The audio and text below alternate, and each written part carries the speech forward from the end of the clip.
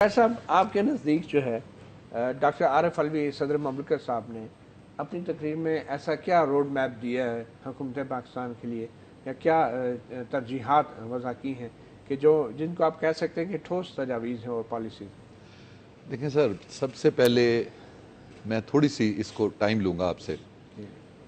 آج تک بجٹ پیش ہوتے رہے ہیں، حکومتیں بھی آتی رہی ہیں، جمہوریتیں بھی آتی رہی ہیں اور فوجی دور بھی آتے رہے ہیں، لیکن میں یہ سمجھتا ہوں کہ ان حکومتوں میں اور اس حکومت میں فرق یہ ہے کہ نیت اور محنت جہاں پہ شامل ہوگی، نیت صاف ہوگی اور محنت کریں گے تو اس میں اللہ کی مدد شامل ہو جاتی ہے۔ بے شک یہ ایک یونیورسل ٹروتھ ہے۔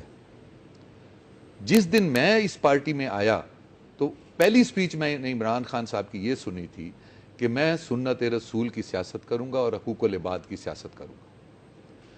ابھی چند ہفتے ہوئے ہیں، جس دن عمران خان نے پہلی سپیچ کی تو میں ایک ہوٹل میں بیٹھا تھا، تو میں نے یہ دیکھا وہاں کا جو ایک ویٹر تھے وہ سائیڈ پہ کھڑے تقریر سن رہے تھے اور ان کی آنکھوں سے آنسو تھے۔